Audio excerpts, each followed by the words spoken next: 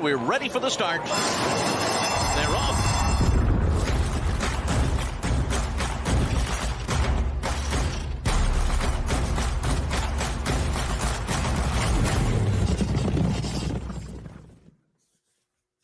Welcome, everybody, to the weekly First Call podcast presented by BET and Xpressbet. Jeremy Plonk and Jeff Siegel with you each week to take a look at 8 weekend stakes races around the country. Of course, it's prime time Saratoga and Del Mar right now. We'll also get an oddball, if you will, for August at Churchill Downs, where the Arlington Million makes its first appearance, not in Chicago, but in Louisville. Jeff Siegel, welcome into the program as we get set to handicap a little bit of a curveball this week. Yeah. By the way, I had kind of forgotten about the Long Acres Mile, since Long Acres, the racetrack, doesn't exist anymore. Doesn't really, I don't know. I don't associate it with Emerald Downs, but I know John White is from that area. That's his favorite race. So we'll hear about that, and certainly worth playing. But we've got Churchill Downs, and you talk about the oddball, and Beverly D. Arlington Million. I've won an Arlington Million in the past, and it was Saratoga back in '93, and that race is very dear to me. So I'm glad they're running it, although this is kind of a weird spot. And it also used to attract so many of these great Euros, and I don't see any. So right. I don't know. It's not quite what I expected. But I'm still glad they're keeping it going, even in this state, because it was a great race, and Beverly D itself. So it's part of the program. Let's see if we can make some money with it. That's the main thing. You can't just drop something like, I won the Arlington Million and leave it there, Jeff. So let's go back to that a little bit. Saratoga, your horse who won the Arlington Million. Give us some memories of that day from somebody who's won it firsthand. Funny thing is, we were in we had a rival, a horse by the name of Lure. Sure. And the one thing I do remember is that there was a $1 million bonus, not involving the Arlington Million, but there were 3 grass races, 2 in New York and then 1 in Atlantic City. And if you swept all 3 races, then you got that $1 million bonus. So we ran against Lure, and we denied Lure the $1 million bonus because we were able to beat him in Atlantic City in the United Nations. And I remember talking with my partner Barry. We were going in there, and I was saying, "Look, we can beat Lure, but if we do, it costs him the $1 million. Nobody else gets it." So I said, maybe we give Shug a call and say, "Look, we'll let you win if you give us half of that $1 million." We didn't get that far, so we ended up winning the race anyway. And then we were kind of looking forward to running against him again in the Arlington Million. But Lure is a terrible off-track, soft track turf horse, and it rained like cats and dogs that day, and they scratched him. Won that race, and then he continued on and won another race in New York. So I mean, that was the best horse I think I ever owned, actually. Saratoga, and winning the Arlington Million was a great thrill. The other thing I remember is they gave me a beautiful gold watch as one of the owners for Saratoga. The thing never worked. I mean, it stopped and started. I got it fixed. It still wasn't working. I kept it as a keepsake, but I never wore it because it never told the proper time. I don't know. Well, we've been reminded in recent weeks and months that no clock in horse racing works, Jeff. Right. Well, that was the first So indication of what might be in store for horse players with returns regarding times and clocks and anything like that. But I remember what you talked about. You're watching the first Arlington Million, right? Yeah. And that was the Bart and John Henry, and that was a great race. And I remember cashing a huge bet a few years later on teleprompter, shipping over from Europe. So this race is really, really good, and it's not maybe what it used to be, but it's still a decent, solid race, and we'll see what happens. All right. Well, let's sync our watches to what's going to happen on the podcast today, and hopefully we keep good time with previews of the Beverly D and Arlington Million, 2 of the 4 stakes races Saturday at Churchill Downs. We'll then take you to Saratoga for a pair of stakes races on Saturday. Jeff and I will preview the Saratoga Special for the 2-year-olds, the 4-star day for the milers. That's going to draw horses away from the Arlington Million, running those 2 grade 1s on the same day. At Del Mar Saturday, they've got the Yellow Ribbon in the Filly Mare Turf division, the Sorrento in the Juvenile Fillies division. So 2 stakes races at Del Mar that we'll take a look at. And then on Sunday, Jeff and I will preview turf sprinters in the Mahoney at Saratoga, and at Del Mar, the 2-year-old colts in the Best Pal Stakes. We'll also check in with John White, our handicapping correspondent at First Bet and Xpressbet, as he'll give us the picks that he has for the Longacre Mile on Sunday. Before we talk about our Saturday handicapping this week on the podcast, I also want to remind harness fans a big race tonight. We tape our podcast on Fridays now. Friday night at Hoosier Park, it's the Dan Patch, one of the top races in the Midwest and one of the top races in standardbred racing throughout the entire year. The Dan Patch tonight at Hoosier Park, I believe race 14 on the card. Be sure to check out our harness handicapper, Al Samaglia. He's got his blog up and ready at expressbet.com in the blog section. Get set for the big one tonight, the Dan Patch. And if you want to get set for every day's racing, we've got a new feature with First Bet and Xpressbet in our blog sections. Be sure to check out the first post. Each morning it's posted by 11 a.m. It'll give you all the big information you need for a racing day, where the carryovers are, where the feature races are, best bets of the day from the First Bet AI, links to all of our editorial picks content like Jeff's daily blogs for Saratoga and Del Mar, Al Samaglia's harness picks, all that information put together. BetMix has a algorithm that determines which races are most likely to produce long shot winners. You'll get the 3 most likely long shot races of the day. That's all in the first post blog. So be sure to check that out. It'll be on the blog section at expressbet.com and at news.first.com in the news section on the First Bet website as well. So be sure to check out First Post each and every racing day, posted by 11 a.m. Fridays is already up and ready to go. So check it out and see why you should play today. Let's get action going for Saturday and our first stakes handicapping coming up this week on the First Bet podcast. The Beverly D at Churchill Downs, named for Beverly Duchessois, the First Lady of Arlington Park, if you will. Churchill Downs Grade 1 Beverly D, hosted in Louisville for the first time, drew just a field of 5, Jeff Siegel, Dalika, Family Way, Princess Grace, Rougier, and the European 3-year-old filly for Aidan O'Brien coming across the pond in Lily Pond. 5 to go in here. Tell us what you think of the Beverly D. Well, I originally defaulted to the Euro Lily Pond. I went back and watched her race at Curra. It was the Grade 2 race back last month, and I really wanted to like her. The field kind of finished in a heap, and she was good, but she wasn't great. You know, it was okay, but nothing that I would expect her to come over and dominate. So I ended up going back with Princess Grace, a filly that a mare now. I've always liked her, obviously. She's won 7 out of 11. Very rusty in her comeback 2 races back at Monmouth. She didn't get much play that day. She was really not very good. But in her most recent race, she got her confidence back, or at least I got my confidence back in her Right. when she won at Parks and had won the race that she'd won the previous. And I'm thinking maybe she's now back to where she is, Jeremy. And I think if she runs back to that Parks race last month, she can build on that and come back and win again. Well, let's go to Chris Griffith's call of the race from Parks, the Dr. James Penny Memorial that you're talking about, to see in action last time out, Princess Grace. Princess Grace reaches the top of the lane and she kicks on and she's got plenty. Princess Grace is now 2 lengths in front. Flirting Bridge is unleashed down the center of the course outside of Love in the Air.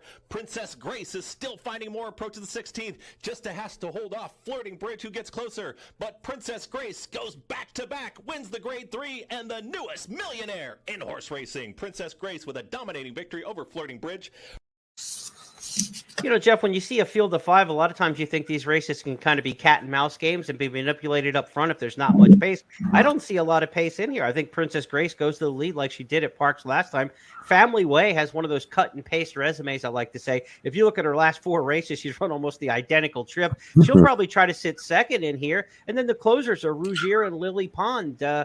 You know, at 1 mile and 1/8, the distance of this race is truncated, usually 1 mile and 3/16 when it was formerly run at Arlington Park. Now at Churchill Downs, because of the configuration of the track, they'll go at 1 mile and 1/8 for the Beverly D. I think that helps horses like Princess Grace and Family Way, and I think those 2 are going to control it up front.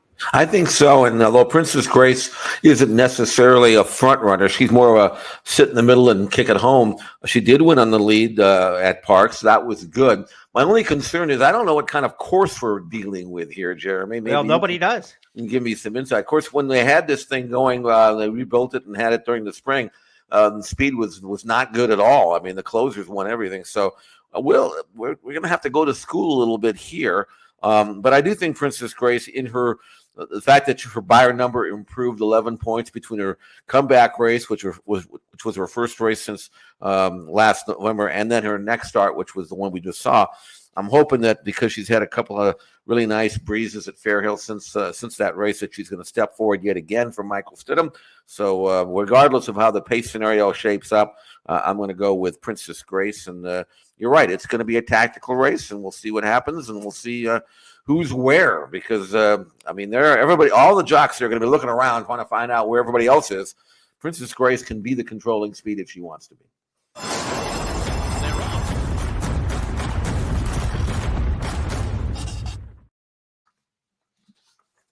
The Arlington Million moving its tack, if you will, to Churchill Downs for the first time and renewed for the first time in 2 years, not run last year as Arlington Park shuttered by Churchill Downs. Now Churchill keeps the Arlington Million in its back pocket to run in Louisville in a special one-day program on Saturday. Jeff Siegel with me, Jeremy Plonk, as we preview the Arlington Million. Jeff, the Arlington Million is a race that's not like it has been in the past. And as we take a look at this year's field for the Arlington Million, the thing you're going to notice in the absentees are the Europeans here. Pretty Kentucky-flavored version of the Arlington Million. It's $1 million race. It used to be 1.25 miles. This race is in 1.1 miles. That's as far they can run at Churchill based on the configuration of the course. And in looking at this race, and at this again, this might not mean anything, Jeremy, because we're looking at a different type of course and all that at Churchill. But Set Piece, who's won 4 out of 5 over the grass at Churchill, we'll see how he reacts to this newer type of grass course that they're running. But I do like him here, and I like him because he's working really well. This is him with a Wesley Ward team. He's going to rally 3 wide. I think this actually kind of wasn't necessarily planned. You know, that's a very good sprinter in the middle. The rest be red, Overbore on the inside. And Jeremy, I love the way Set Piece breezing through the lane goes by them both. This tells me that he is absolutely spot on. Yeah, he is. And for those listening to our podcast on the audio version, be sure to check out the video version of our podcast here each week as we include some workout video from XBTV and some race replays as well. Those of you following along on the video see a good work there from Set Piece. And Jeff, I think in this race, which is our XpressBet race of the week, and you can download that on the XpressBet newsletter each week and check it out in the blog section, expressbet.com. I wrote it up as a nice pace setup for Set Piece. I think he gets a lot of speed in this race. You've got Smooth Like Straight and Mega City, who are absolute front runners in here. And I think Mega City, Smooth Like Straight are probably best right around the mile. So they're extending to the 1 1/8, whereas the 1 1/4 and longer horse is kind of cutting back. You know, this race should set up for them pretty well. Set Piece is a horse who's good at 1 mile from off the pace. He's good at a little bit longer distance from off the pace. I think he gets a great setup. He gets to save ground. Then they're going to run on the hedge, which is a different scenario for the Arlington Million than it'll be for the Beverly D earlier in the card, where a temporary rail is going to be out. The turf course at Churchill Downs has not been used since early June. At the end of the racing meet at Churchill in the spring, they scrapped turf racing because the course was not taking hold. They still don't think the course is taking hold the way they want it to be, because there were supposed to be 4 turf races. The Secretariat and other races to pucker up were supposed to be on this card. They were canceled because they don't think they can handle 4 turf races in a day. There's only going to be 2 turf races on Saturday. So how the course plays is going to be very interesting. The fact that the rail will be out for the Beverly D means the course will be untouched on the inside when they run the Arlington Million, and down on the hedge, Set Piece, you know he's going to get clean turf down there. It's just a matter of what kind of trip that he gets from well off the pace. But I like Set Piece in here. Sacred Life's in the race for Chad Brown. Smooth Like Straight, a horse you know very well from the West Coast. And Michael McCarthy shipped this horse around the country. He's run well at Keeneland as well. Outside of Set Piece, Jeff, where do you see the major threats in this year's Arlington Million? Well, Smooth Like Straight is a quality horse. He just hasn't been able to win very often lately, and he's running well. But that last 16th of a mile, those last 50 yards seems to get to him. So, but in looking at Set Pace, one thing I'd like the viewers to do if they have time is to go back and watch the Forbidden Apple. He was 5th that day, beaten 3 1/4 lengths. That was his most recent start. that race coming off a win in the dinner party at Pimlico. And poor Set Piece, he was absolutely buried behind horses from the top of the stretch to the late stretch, and he had nowhere to go, and he was blocked. And when he finally got clear, he really quickened. So he had plenty of run. He was just too late. So actually, Set Piece ran just as well in the Forbidden Apple as he had done in the dinner party. And with clear sailing in this race, I really think Set Piece is gonna get up there. So that's a major play. And he's 4-1 in the morning line for me. I will take it. I'm with you on that. I've got him and maybe Smooth Like Straight underneath in the exacta, but build off that win bet. I think Set Piece is going to be good value to play straight up in the win pool. And if you're betting Saturday, the Churchill Downs card includes $10,000 in hit and split promotions when you play on the First Bet and Xpressbet platforms. That means if you hit the late pick 4, the middle pick 4, or the late pick 5, there's going to be extra cash in your account. Not only will you get the pari-mutuel winnings, but you'll split with other winners just on the First Bet and Xpressbet platforms who also hit. The late pick 4 on Saturday at Churchill that includes the finale, the Arlington Million, is a $5,000 hit and split in the late pick 4. Again, only when you play on First Bet and Xpressbet. Good incentives to play on the platforms there. Also, $2,500 hit and splits on Churchill's middle pick 4 Saturday and their late pick 5. Again, that late pick 5 will conclude with the Arlington Million, which will be the final race on the card.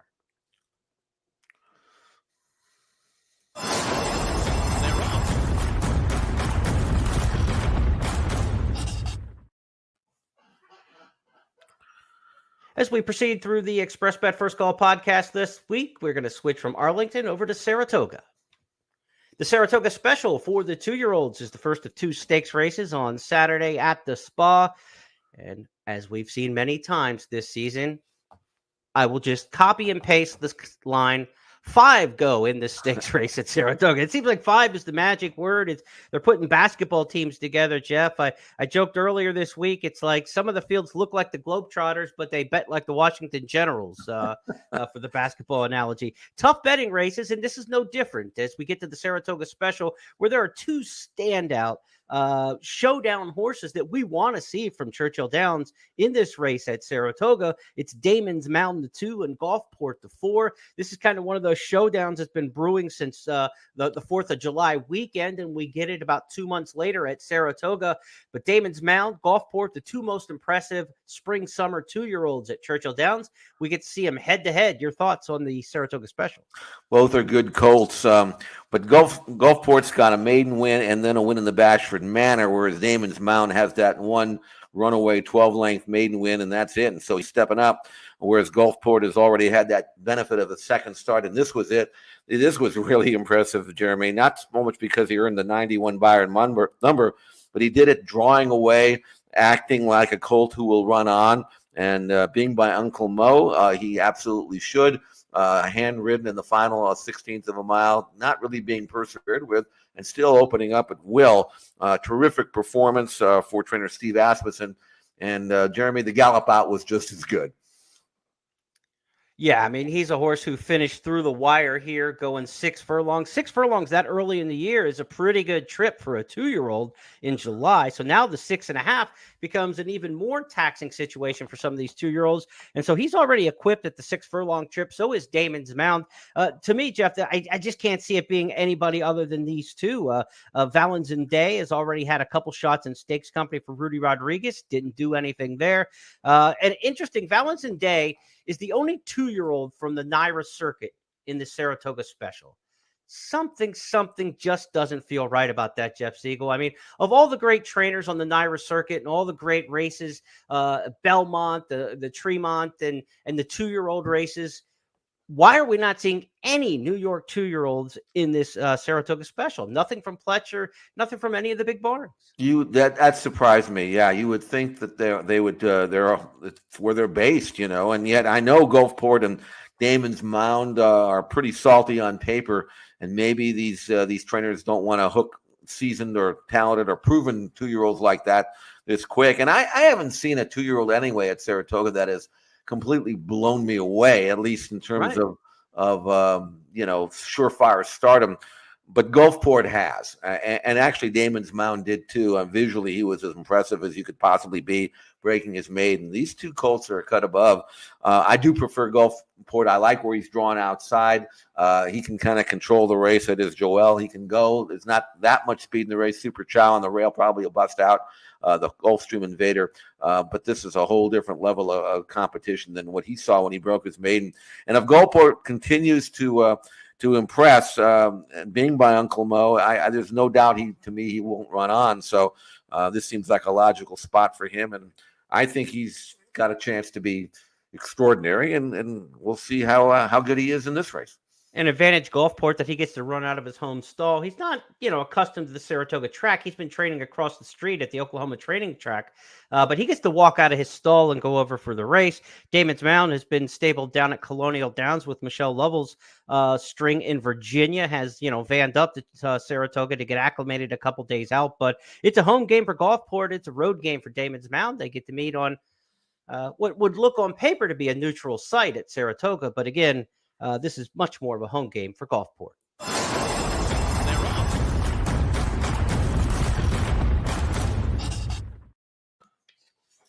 Next up on the Saratoga program on Saturday will be the 4-Star Dave, grade 1 for turf milers here. And we're going to rinse and repeat. We've got a field of 5 at Saratoga for the grade 1 4-Star Dave. Jeff Casa Creed down on the inside. Front run the Fed. We've got Regal Gloria in here, the mare back against the boys. Her stablemate Mason for Chad Brown, and Get Smoking the Speedster on the outside for trainer Mark Cassie. Give us your thoughts on the 4-Star Dave, Jeff. Regal Gloria is 6-5 in the morning line. A lot of ones next to her name. Boy, has she gotten good at age 6, Jeremy. She's won her last 4. She's got triple-digit buyers in 4 out of her last 5 starts, and she's a perfect 3 for 3 at Saratoga. That's why she's 6-5, even though she's tackling the boys. And Mason, her stablemate, is pretty darn good himself. Yeah. He's won his last 2, not quite as fast on figs as Regal Glory, but Regal Glory is winning the just a game. Pretty impressive. Yeah, I mean, Regal Glory, if she runs back to that race on Belmont Stakes Day, she's going to be very tough to beat. Let's give the fans a look at this on our video version of the podcast. And the audio folks will get the call of John Embrial. Legs galore in Italian. They are heads apart. They've got 7 lengths on Regal Glory, who's getting closer now in 3rd. Wakanaka's moving up on the outside. Speak of the Devil is the trailer down at the heads. 3/4 went in 1:08 and 4. And here is In Italian to take over. And here is Regal Glory, who's now kicking in on the outside. In Italian, Regal Glory surges to the front now. Regal Glory in front. Then Wakanaka, and In Italian, it is Regal Glory. Impressive to win the grade 1. Longines, just the game. Jeff, there was a 2-way speed duel that really set up nicely in that one for Regal Glory. It's not going to be quite as obvious on paper in this one, but Get Smoking is plenty of good speed, so there's going to be an honest tempo to it, just not maybe that drag-out duel that they saw in the just the game that really set up. If it's not a setup, does Regal Glory still have the best chance to win this? Just, pace be damned? Well, I still think she's the one to beat, but you're right. She had it set up for her in that last race with the fast pace. But if you look at her form, she's actually pretty versatile. She can go to the front if it's slow. She can sit back and make a run. She can adapt to any kind of pace scenario, whether it's 45 or 48. It doesn't seem to matter. And I do think she'll have a target or a couple of targets to run with for sure. Get Smoking for sure. Mason likes to lay fairly close. I don't know what Casa Creed's going to do coming out of sprints, but he doesn't seem to have any real gate tactical speed. I don't think that's going to be a problem. And I think Regal Glory could easily just draft in and sit 3rd here and be where she wants to be. But I do think that she's just better than these, regardless of how it sets up. Whether or not she's worth 6-5 on the morning line, and whether you want to take a short price on that, that's a different story. But I'd kind of like to see her win. She's had only 3 starts this year. She's still relatively fresh. Obviously, she seems to be training well. I do think Regal Glory will find a way. Yeah, and I don't see it as an intra-race bet because I think probably Mason for Chad's the other one. You're looking at a very skinny exacta. Right. For me, this is a race where you just take Regal Glory probably as the single and the multi-race bets and try to get through this leg and enjoy it as a fan. That's a wrap for our stakes this Saturday at Saratoga. More Del Mar coming up in a moment. They're off.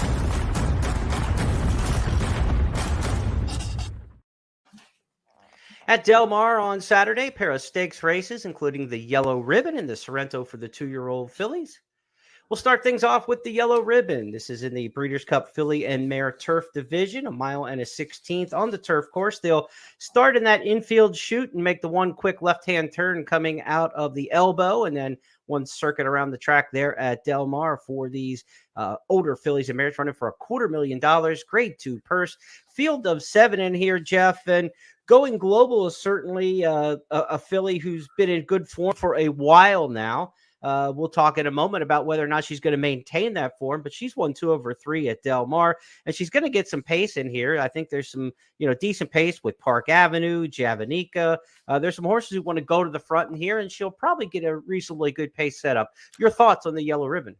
Well, I was looking at Going Global and thinking, well, okay, this is a field she's supposed to beat and all that, and she's proven at Del Mar, and she's won 8 out of 14. This was the work we had at Del Mar, and she's actually working inside Burgoo Alley, who is also in this race. She's part of that 2-horse team chasing the one in the front. And you can see her, she's not being asked at all, but neither is Burgoo Alley. I didn't see there was much difference in the two here. They kind of finish heads apart, both under a nice hold. Burgoo Alley is going to go to the outside of that front horse. Going Global is going to dive to the rail, and they're both finishing out really well.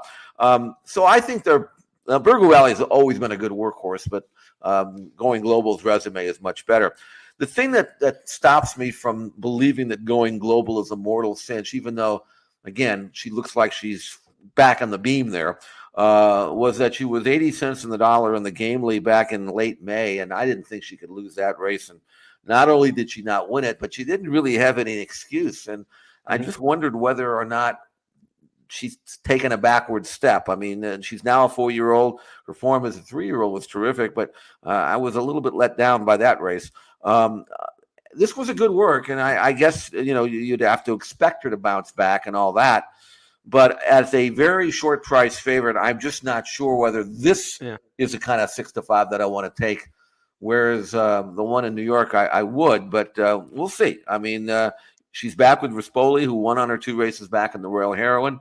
And I thought that was a good race, but she was kind of straight as a string to beat Javanica that day. She didn't do it like I thought she was going to do it, like under wraps. So I don't know. This race isn't quite the slam dunk that I think on paper that it may look like. And that, she's good enough that she's probably going to win again. I get the sneaky suspicion Javanica's run a good race in here. I think she's got some early speed if asked to use it. And in that elbow start where they start, on the inside in the turf and come down, they've got to make that left-hand turn. Inside speed's good there because it's almost like a 3-turn race. You get a little advantage. If that's worth 1.5 lengths, 2 lengths coming off that bend there, as you straighten out and the others kind of, round it off. That can be useful to her. So I like that. I don't think Avenue de France in the 1 hole or the 2 Going Global has any speed. So Javanica is the fastest from the inside, from the 3 hole. I think she gets to square that off coming off that elbow, and that's worth 1.5 lengths, 2 lengths. And maybe, just maybe, this is her race. I would like her a lot more if Park Avenue wasn't in the field, because Park Avenue's got really good speed. So that's somebody who's going to push her to get the mile on the 16th. But Javanica, if Park Avenue doesn't break, or heaven forbid something happens and Park Avenue has to scratch, that would really move Javanica up. But I like her chances in here. I think she's going to run a sneaky good race, and she was the beaten favorite last time in an allowance. I mean, her form doesn't scream wake up, but I just think situationally this could be a spot where she wakes up. Well, she's 12-1 in the morning line, Jeremy, so she's got the price that you like. So that's even if she doesn't win, you can probably use her somewhere underneath.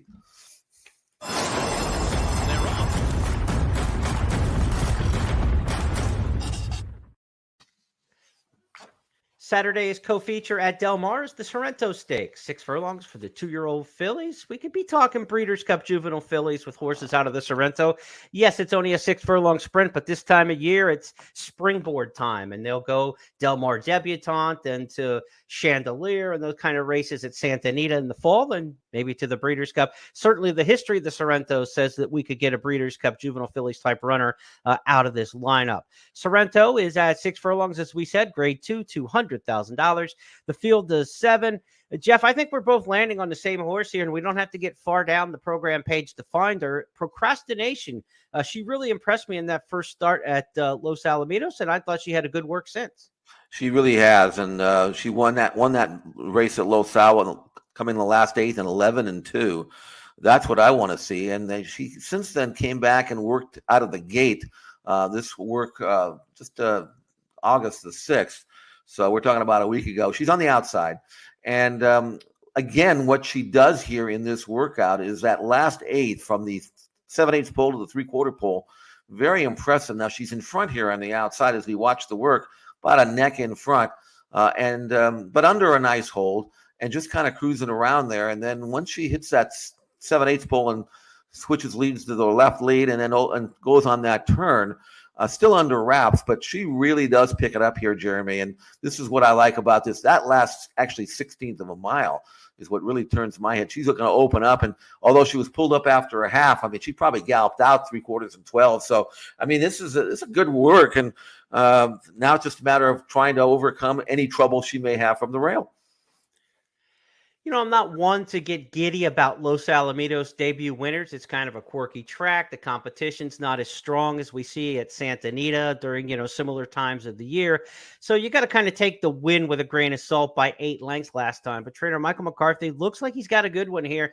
They went back to that gate work, and Jeff, they didn't know at the time of that gate work that they were going to draw the rail for this race. But anytime you got a young 2-year-old on the rail for the first time, you're looking for some experience. The fact that she popped out of the gate clean and sharp in that work and then still finished up, the finish was even better. But she got out of the gate nice and clean. That was good to see. That's probably good fortune on their part that they went back to a gate work after the career debut, since she ended up drawing the rail. That could be maybe their first win of the weekend came in just scheduling that workout as they did. Well, if you look at this field too, I mean, the 6, and none of them really have any early speed. I mean, it's even though she was on the lead at Los Al, so she's got some speed for sure. But the rest of this group, I mean, they're just kind of slow early. So yeah. I'm looking for procrastination to get a good position from the rail. If she breaks, she might even find herself in front. And again, a daughter of Not This Time, who's to me been a surprisingly, shockingly terrific stallion. He was a good racehorse, don't get me wrong, but you wouldn't have looked at him as being any kind of surefire major stallion. But he's gotten good young horses, good fillies, and this filly, the way she trains and the way she won her first start, I would be very surprised if she doesn't come right back and win it again. There's another filly in the race, Absolutely Zero, who's already a stakes winner, daughter of Nyquist. She won both of her starts at Santa Anita, including a race called the Fasig Tipton Futurity. But her buyer numbers are in the 60s, and she actually lost a point between her maiden win and her second start. So she's good, but I don't know how good she really is. She might just have been in the right spot at the right time at Santa Anita. But I do think procrastination has got a chance to be real, and we'll find out how real she is in the Sorrento. Interesting thing about Absolutely Zero, she was entered in the Calbred Filly Stakes last week, scratched for this spot. Usually I like that boldness, right? They didn't take the easier spot. They went for the bigger spot. There could also have been a lot of words circulating that there wasn't much showing up for the Sorrento, and this is a chance to get graded type on the resume of a 2-year-old filly right off the bat with just a field of 7. But Absolutely Zero, a stakes winner. Vegas Magic, also a stakes winner from Pleasanton. So an experienced field to take on procrastination, but she looks like the rising star to both Jeff and I in the Sorrento on Sunday at Del Mar. They're off.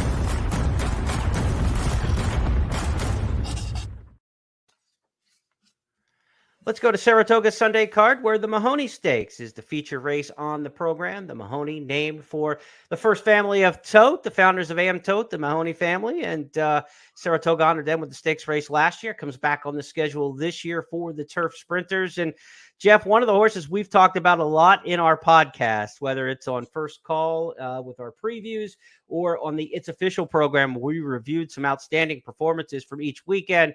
Big Invasion. We've talked about him a lot, and we keep thinking he's going to show up in one of these big races somewhere, but he kind of shows up in another middling one. He just won a grade 3. Now he's dropping into a listed stakes and actually dropping in class. But I think Christophe Clement is saying, I'm just going to keep winning races. As long as I keep riding these $150,000 turf sprints restricted to 3-year-olds. Just 3-year-olds. I'm just going to take it, And why not? I mean, again, he got beat in his debut at Gulfstream, finished second, but that was back in January. And then since then, he's done nothing but win 5 in a row. And his Bayern numbers continue to rise with every start. Most recently in the quick call, he earned a 100 Bayern number. And he's won on moderate paces. He's won on fast paces. He likes to sit, in the second flight and blast home. And he did that in the quick call. The field is in the stretch. Surprise boss, run Curtis run, and big invasion on the outside. The half, 43 and 4/5 seconds. Here comes Big Invasion now to take over the lead. It is Big Invasion in front, and his winning streak continues. He's won 5 in a row, and the final time on the board, 1 minute, 0.80 seconds. A couple of ticks off the course record. Now he'll get some international intrigue for the first time, where editorial comment, the 4-horse, comes from Brazil for trainer Kenny McPeak. This is a horse, or Argentina, I should say, horse who's won 3 in a row in Argentina, including at the Group 3 and Group 2 level. Kenny's had a little success over the years bringing horses up from South America. We'll see what he's got with editorial comment, giving the leg up to a good turf sprint jockey and Luis Saez. And then down on the rail, the international invader for Aiden or Joseph O'Brien is Catamosto. Catamosto will get Tyler Gaffleone riding. This is a horse whose run, Darley July Cup was well blasted in that one of the top sprint races in Europe at 30-1. Where might this horse fit in the U.S., Jeff? Well, he's been unplaced in his last 4 starts. A couple of those races were big fields, but I want to see a Joseph O'Brien horse run well first at Saratoga before I jump on that bandwagon. Mm-hmm. So I really do think Big Invasion is for real. I understand what Christophe's doing. I've been clamoring for him to stretch this colt out, being by declaration of war out of a mare by Curlin. But in watching him run, he actually is kind of a short striding horse. I think Christophe knows what he's doing by keeping this horse around one turn, Big Invasion. Let him be what he's best at, and this is what it is. Don't mess up anything. As long as you're going to keep winning, just keep doing what you're doing. I don't see anybody in here that can touch him, assuming that Big Invasion is going to run back. He runs so many good races in a row. He's back within less than a month, but he had a bullet blowout over the training track since that race. I would imagine he's going to fire his best shot once again, and I think it's just a matter of Big Invasion showing up and doing what he does best, and this is what he does. We thought we'd see him in one of those big money 6-7 figure races at Kentucky Downs, the way he had been going, but now this race towards the middle to second half of the season at Saratoga almost questions you whether he's going to end up at Keeneland in the fall, if he's going to try something on the turf in the Keeneland fall meet, maybe before the Breeders' Cup Sprint, if they think they have a Breeders' Cup horse in the 3-year-old Big Invasion. The timing of this race almost cancels out Kentucky Downs in my mind. Yeah, that's not going to be in the plans. And I think maybe Christophe thinking it takes a unique horse to win at Kentucky Downs, even though the purses are incredible. But yeah. I think maybe the fact that he's keeping him here, not throwing that curveball of Kentucky Downs at him, maybe he is thinking Breeders' Cup. And why, just let him do what he's doing. And I think you're right. If he's going to have another race between now and Breeders' Cup, it'll be most likely at Keeneland. And that's the safe way of going. And I tell you, the way he continues to run and the style and all that, I would not put it past Big Invasion to be very competitive against the older horses, even against the toughest older horses we have. I know we've got Golden Pound, those kind of horses, but Big Invasion, by that time, he might be just as good. He's a really promising 3-year-old, and we always just talk about the dirt routers, when it comes to the 3-year-old division. Sometimes we get a good 3-year-old turfer. Sometimes we get a good 3-year-old sprinter. But a 3-year-old turf sprinter is really niche, and it's hard to get nationally excited about. But Big Invasion seems like a 3-year-old in this crop who's got a future. I think he's really a talented horse.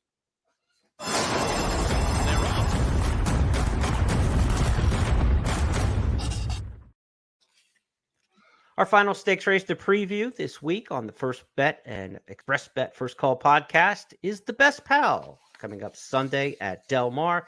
Best Pal, a Breeders' Cup Juvenile Division prep, 6 furlongs. This is the prep locally for the Del Mar Futuri, which will come up in September this year at the end of the meet. And then potentially on to 2-turn racing in the American Pharaoh at Santa Anita for some of these West Coast 2-year-olds who may have aspirations towards the Breeders' Cup. We've got a field of 11, and we didn't have to go double digits and use some of the two-digit saddle cloths much this weekend in the stakes ranks, Jeff Siegel. But we've got a field of 11 two-year-olds. Bob Baffert has just one in here. Typically, you're seeing Bob Baffert loaded this time of year with the two-year-olds. He's slow to gather with his two-year-olds after the suspension.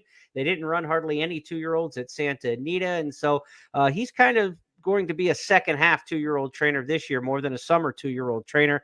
But one that he has unveiled at the Del Mar meet already, July 24th, was having a meltdown. And having a meltdown had nothing to look like a meltdown at all. He looked to be well in control in his career debut. Having a meltdown, Dillinger on the outside, Mr. Iceman between them, Bolt from Heaven trying to run on late. They are homeward bound, having a meltdown, Mr. Iceman, Dillinger on the outside, having a meltdown, digs deep, he finds more, Mr. Iceman, Grain, Dillinger can't go on with it, and having a meltdown, too good. Having a meltdown wins it well. Second was Mr. Iceman, then Dillinger and Pure Fire. So an outside draw here, 10 of 11, but at 6 furlongs, a good run down the backstretch. And as fast as he looked in the debut, Jeff, and as well as he finished, I don't think the outside post is going to be too much detriment. Not at all. I mean, this is a really good colt. They gave $200,000, which is a lot of money for a son of uncaptured, but he was impressive in the OBS April sale and during the preview session. Shows up here, trained really well, got knocked down to 6-5, and what looked like on paper to be a rather salty maiden race, and it was. The runner-up has already come back and won very, very nicely to kind of frank that form. And having a meltdown, who showed really good gate speed to get clear in that race. Kind of relaxed midway, and then when challenged into the stretch, gave you that second move that you love to see with a two-year-old. Last 8 and 11-4, galloped out really well, trained very well since. Really good colt. I don't know if he's the best that Bob's got. He's certainly the best we've seen so far. Now, Bob's going to have some two-year-olds run over the weekend in maiden races that are supposed to be really good as well. You never know when the next champion might show up. But as of right now, this colt is the best of the lot, and I see no reason why he won't come right back and win again. And win, quite frankly, I'll be disappointed if he doesn't win impressively. Yeah, and look, the question is, he's the Mr. Right Now, right? I mean, he is the horse for this weekend. Is he Baffert's horse for the future? Highly unlikely. He's out of a the damn sire's a sprinter, put it back. $6,000 stallion, uncaptured, $6,000 sire fee, and the horse brought $200,000. So as a 2-year-old, when you see that in a horse purchase, they're now buys, right? These are the horses who are work fast, and you're supposed to get an immediate return on them. That's working to plan right now with having a meltdown. They got the debut win at Del Mar. Now they're lined up for the $200,000 Best Pal as a favorite. Graded stakes, black type probably goes on his resume right away. And what happens after that, not necessarily gravy, because the Del Mar Futurity at 7 furlongs will then be obviously puts him in grade 1 company for a bigger purse.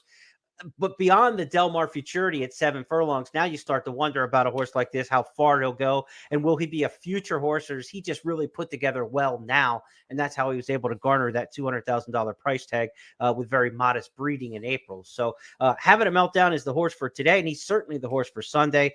Anybody else in that Best Pal field, Jeff, that you want to throw out there maybe for some exotics consideration? Actually, they're all kind of in the same boat. A lot of these horses either are maidens, they're first-time starters, or they're maiden winners with low numbers. Right. It really isn't any. There's nothing in here. The fastest horse on Figs, other than having a meltdown, is Kangaroo Court, who's drawn right to the outside of him, and he showed good speed and got beat a half length, earned a 73 Beyer number, which is only 7 points less than what having a meltdown earned. So he's a maiden drawn outside, going to get a good trip. And maybe what he might do is keep having a meltdown busy during the first part of that race. He's pretty quick. On the other hand, because he is drawn outside, they might try to grab him a little bit and maybe stalk the pace and then see if he'll finish.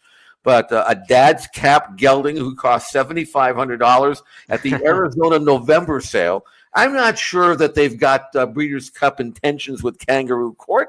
Tim Yakteen trying to get it while he can, as with this horse. He might, depending on how aggressive they are early, he might be able to kind of stalk and then maybe hang on for second. But in looking at where the threat comes from. I just don't see it. Now, our man is a Simon Callahan colt who broke his maiden at Churchill Downs first time out. He came from slightly off the pace. Maybe he's okay. He could be. He's from the first crop of Bolt to Oro, down in the 2-hole with no early speed or lacking of early speed. I don't know what kind of trip he's going to get.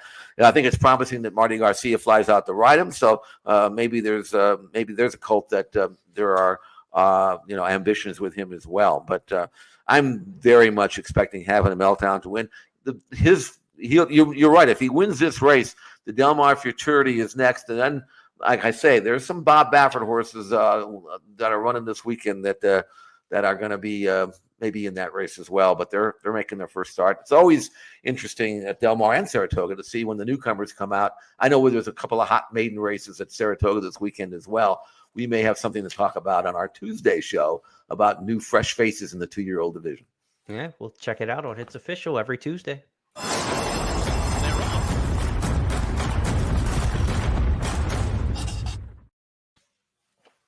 Also want to let you know on Sunday, the Long Acres Mile will be renewed in Washington State at Emerald Downs, the Long Acres Mile.